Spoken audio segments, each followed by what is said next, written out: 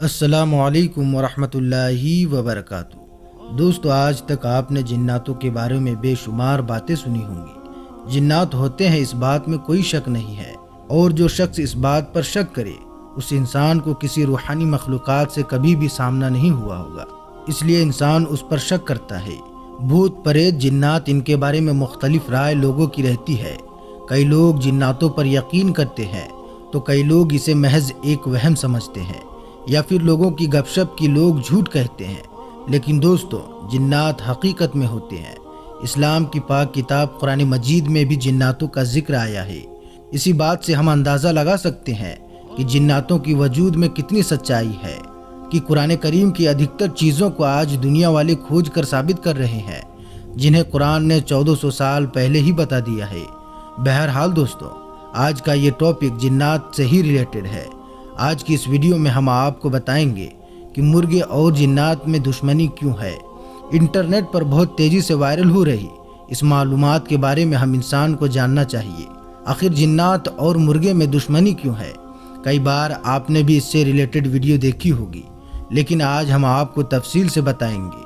کہ آخر مرغے اور جنات میں دشمنی کیوں ہے۔ دوستو، روایت میں ہے کہ کسی ملک کے ایک بادشاہ نے اپنے محل کے مؤذن کو یہ حکم دے رکھا تھا کہ صبح مرغے کی اذان سننے کے بعد، یعنی کہ جو مرغا بانگ دیتا ہے، اس کے بعد اس کو سننے کے ٹھیک بعد اذان دے دیا کرو۔ اب مؤذن ایسا ہی کرتا تھا، لیکن ایک دفعہ ایسا ہوا کہ اس محل کے معصوم مرغے نے بے وقت ہی ایک مرتبہ اذان دے دی، رات کو ہی اذان دے دی، اور مؤذن جسے بادشاہ نے حکم دے رکھا تھا تو اس نے بھی حکم کی صحیح تکمیل کی، اور مرغے کی آدھی رات کی اذان کو سنتے ہی جیسے ہی مؤذن نے اذان سنی تو مؤذن صاحب نے خود بھی اذان دے دی، جس کی وجہ سے لوگوں کو فجر کے وقت سے پہلے ہی بیدار ہونا پڑا۔ کیونکہ مرغے نے رات میں ہی اذان دے دی تھی تو مؤذن صاحب نے بھی اذان دے دی، تو لوگ جاگ گئے، اور اس کی اس غلطی کی وجہ سے بادشاہ نے اس مؤذن کو موت کی سزا سنا دی۔ اور جب یہ خبر بادشاہ کی لاڈلی شہزادی تک پہنچی، جو کہ بادشاہ کی بہت دل عزیز تھی، تو اس نے بادشاہ سلامت کو ایک خط لکھا، اور اس خط میں یہ لکھا کہ اس سزا کا حقدار تو مرغا ہے، اذان دینے والا سزا کا حقدار کیسے ہوا؟ اور دوستو، یہ بات کئی بار دیکھی بھی گئی ہے کہ مرغا کئی بار بے وقت ہی بانگ یعنی کہ اذان دے دیتا ہے، تو پھر کیا ہم اس پر بھروسہ کر سکتے ہیں؟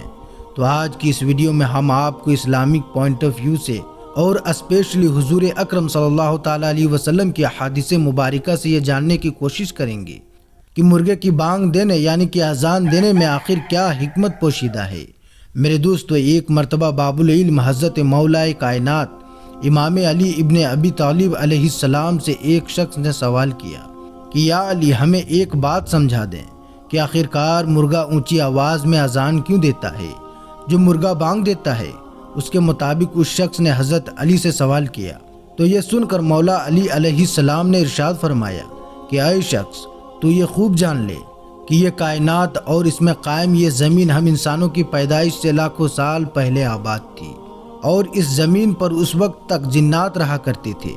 جب اللہ تعالیٰ نے چاہا کہ زمین پر حضرت آدم علیہ السلام کو اتارا، تو اس وقت ان جناتوں کو یہ حکم دے دیا گیا کہ تم لوگ اب صرف رات تک ہی محدود رہو،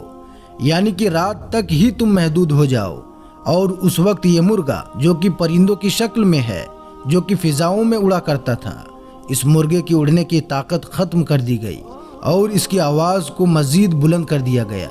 اور اس مرغے کو یہ ذمہ داری سونپی گئی تھی کہ یہ رات کو ختم ہونے پر، یعنی کہ جب رات ختم ہونے والی رہے، رات ختم ہو جائے اور صبح قریب آ جائے تو صبح کے قریب ہونے پر بانگ دے، یعنی کہ اذان دے کر نہ صرف اللہ تعالیٰ کے بندوں کو اللہ کی عبادت کے لیے بیدار کرے، بلکہ انسانوں کے ساتھ ساتھ یہ بانگ دے کر، اذان دے کر جناتوں کو یہ بھی خبردار کر دے کہ صبح ہو چکی ہے اور ان جناتوں کا وقت ختم ہو چکا ہے، یعنی کہ اب جناتوں کا وقت ختم ہو گیا ہے اور انسانوں کو بھی فجر کے لیے اٹھنا ہے، اور یہ سب تمام کے تمام جنات پردے میں چلے جائیں۔ میرے پیارے دوستو، اس کے بعد مولا علی علیہ السلام نے اس شخص کو جواب دیتے ہوئے یہ بھی فرمایا کہ اللہ تبارک و تعالیٰ کی یہ وہ مخلوق ہے کہ جسے اللہ تعالیٰ نے جناتوں اور فرشتوں کو دیکھنے کی صلاحیت سے نوازا ہے، یعنی کہ جو مرغا ہوتا ہے وہ جناتوں اور فرشتوں کو دیکھ سکتا ہے، جبکہ اس مرغے کی آواز میں اللہ تبارک و تعالیٰ نے اتنا رعب اور اتنا زیادہ اثر رکھا ہے کہ جنات بھی اس کی آواز کو سن کر جو صبح صبح بانگ دیتا ہے یا رات کو بانگ دیتا ہے اس کی آواز سن کر بھاگ جاتے ہیں۔ اس کے بعد حضرت مولائے کائنات امام علی علیہ السلام نے اس شخص کو یہ بھی نصیحت فرمائی کہ جب بھی تم دیکھو کہ کسی انسان پر جنات کا سایہ ہے تو تم کوشش کیا کرو کہ اس شخص کو مرغے کی آواز سنائی جائے، اور امید یہی رکھو کہ جنات جو شخص کے اندر موجود ہے وہ اس مرغے کی آواز کو سن کر اس کے جسم چھوڑ کر بھاگ جائے۔ اور دوستو، اس کے علاوہ ہمارا یہ بھی ایمان ہے کہ اللہ تعالیٰ نے اس دنیا میں کسی بھی چیز کو بے مقصد پیدا نہیں فرمایا ہے، اور اگر ہم اس کے بعد اس مرغے کی زندگی پر نظر ڈالیں تو حضرت مولا علی علیہ السلام کا اس قول کے مطابق نہ یہ مرغہ صرف شیطان کو بھگانے کا کام آتا ہے بلکہ یہ انسانی خوراک کے لیے گوشت پیدا کرنے کا ایک انوکھا ذریعہ بھی ہے۔ میرے دوستوں کی شاید یہی وجہ ہے کہ بزرگان دین نے بھی اس نیک صفت پرندے کو اپنے گھر میں پالنے کا حکم بھی دیا ہے، تاکہ ہم اس مرغے کی یعنی کہ اس پرندے کی موجودگی میں صرف اور صرف جنات سے محفوظ رہ سکیں بلکہ اللہ کے مخلوق کے اضافے کا بھی سبب بن سکیں۔ میرے پیارے دوستو، صرف یہی نہیں بلکہ نبی کریم صلی اللہ تعالیٰ علیہ وسلم کی احادیث مبارکہ میں بھی مرغے کی اہمیت کو بیان کرتی ہے۔ مثال کے طور پر نبی کریم صلی اللہ تعالیٰ علیہ وسلم کا ارشاد گرامی ہے